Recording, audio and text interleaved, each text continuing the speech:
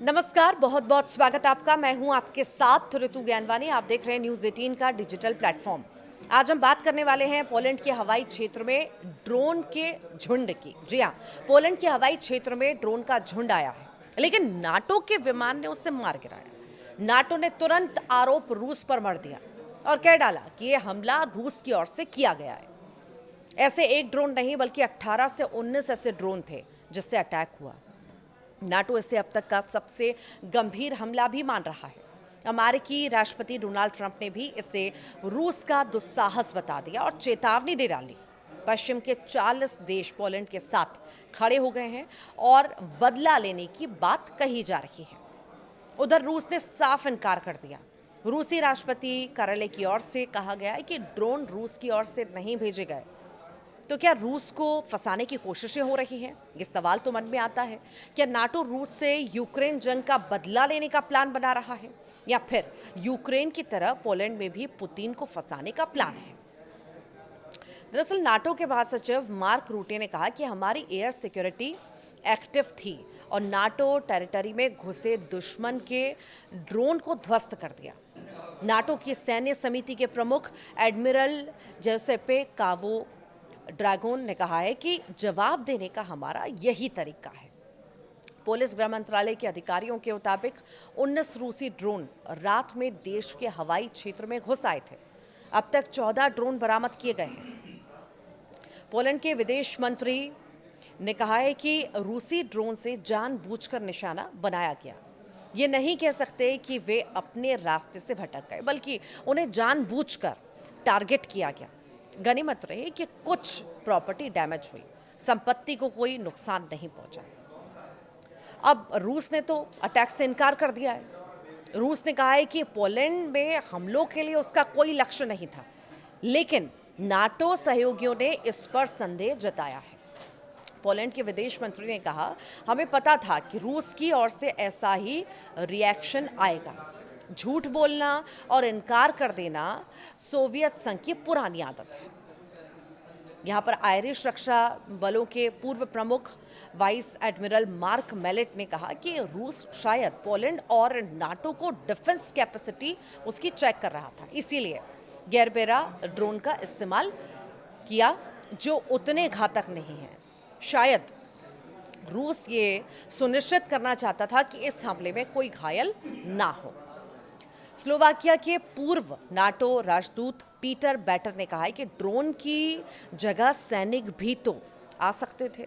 हमें अपनी सिक्योरिटी को लेकर अलर्ट रहना चाहिए। हमें लगता है कि ये अच्छा मौका है कि नाटो को यूक्रेन के साथ खुलकर खड़े हो जाना चाहिए। उसकी सुरक्षा की कमान संभाल लेनी चाहिए। सस्ते ड्रोन और महंगे हथियार का भी मुद्दा है। ये घटना इस बात पर भी सवाल उठाती है कि क्या नाटो के पास आधुनिक ड्रोन जैसी खतरे से निपटने के लिए सही और किफ़ायती सैन्य व्यवस्था है? पोलैंड के एक सैन्य प्रवक्ता ने कहा कि अधिकांश ड्रोन गरबेरा प्रकार के थे, जो स्टायरोफोम से बने बेहद सस्ते ड्रोन हैं और जिनकी रेंज सैकड़ों किलोमीटर है। नाटो ने प्रतिक्रिया में महंगे विमान जैसे F-35 और F-16, Mi-24, Mi-17, Black Hawk helicopter और पैट्रियट मिसाइल प्रणाली का इस्तेमाल किया। पोलैंड, नीदरलैंड, इटली और जर्मनी की सेनाएं प्रतिक्रियाएं में शामिल थीं। इन महंगे हथियारों से लगभग 19 ड्रोन रोके गए, जिन्हें पोलिश अधिकारियों ने खतरा माना है। लेकिन यूक्रेन युद्ध में ड्रोन युद्ध बहुत तेज है, जिसमें एक बार में सैकड़ों ड्रोन हमले कर सकते हैं। ये नाटो की पारंपरिक हवाई सुरक्षा प्रणालियों के लिए चुनौती है, जो मिसाइलों और पायलट वाले विमानों से बचाव के लिए बनी थी। पोलैंड में घुसे ड्रोन गरबेरा आखिर हैं क्या, ये भी आप जान लीजिए। पोलैंड में संदिग्ध रूसी ड्रोन घुसपैठ में गरबेरा ड्रोन का इस्तेमाल किया गया था और ये सस्ता और लंबी दूरी का ड्रोन है, जिसे प्लाईवुड और फोम जैसे सामान से बनाया जाता है। इसके पंखों की चौड़ाई लगभग 2.5 मीटर, वजन 18 किलो और इसकी जो गति है 160 किलोमीटर प्रति घंटा और रेंज जो है 600 किलोमीटर है। गरबेरा ड्रोन के पीछे जो है लकड़ी का प्रोपेलर लगा होता है, जो काफ़ी तेज़ उड़ान भरने में मदद भी करता है। रूस इसे यूक्रेन की हवाई सुरक्षा को भरने के लिए इस्तेमाल करता है और इसे झांसा देने के लिए भेजा जाता है ताकि महंगे शहद ड्रोन पर ध्यान कम हो। अब इसमें हल्के हथियार या निगरानी उपकरण वाले संस्करण भी शामिल हैं।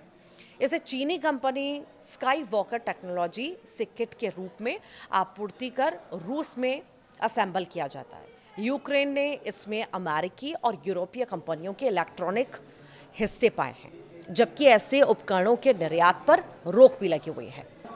ट्रंप, रूस और बाकी के देशों ने क्या कुछ कहा है। दरअसल पोलैंड के प्रधानमंत्री टस्क ने कहा है कि 19 रूसी ड्रोन के पोलैंड के हवाई क्षेत्रों में घुसने से गहरी चिंता है। कुछ ड्रोन गिराए भी गए। रूस ने कहा है कि हमले में पोलैंड को निशाना नहीं बनाया और पोलैंड के रक्षा मंत्रालय से बातचीत को तैयार है। które bezpośrednio zagrażały naszemu bezpieczeństwu, to jest oczywiście sukces naszych i natowskich wojskowych, ale to oczywiście też zmienia sytuację polityczną. Dlatego te konsultacje sojusznicze, o których mówię, przybiorą właśnie w tej chwili przybrały charakter wniosku formalnego o uruchomienie artykułu 4 Traktatu Północnoatlantyckiego.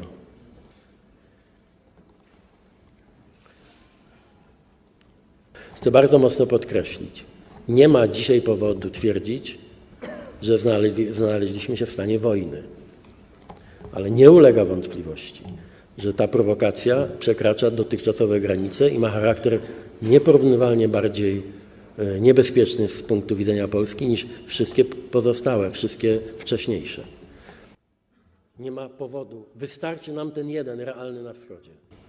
Ale ta sytuacja, która stawia nas wszystkich bliżej otwartego konfliktu, bliżej niż kiedykolwiek po II wojnie światowej. Mamy pełnoskalową wojnę za naszą granicą, ukraińsko-rosyjską, ale mamy już coś, co przekracza granicę zwykłych prowokacji u nas, na naszym niebie. I może dzisiaj trzeba znowu bardzo głośno i wyraźnie powiedzieć. Polska ma dzisiaj wroga politycznego, który nie kryje swoich wrogich zamiarów za wschodnią granicą. Dziękuję bardzo panu premierowi za przedstawienie informacji.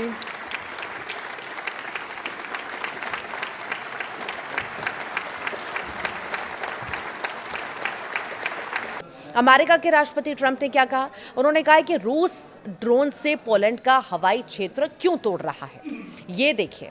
उन्होंने Poland के राष्ट्रपति से बातचीत करने का निर्णय लिया। NATO महासचिव रूटे ने घटना को पूरी तरह लापरवाही भरा कदम बताया और पोलैंड के साथ एकजुटता जताई है।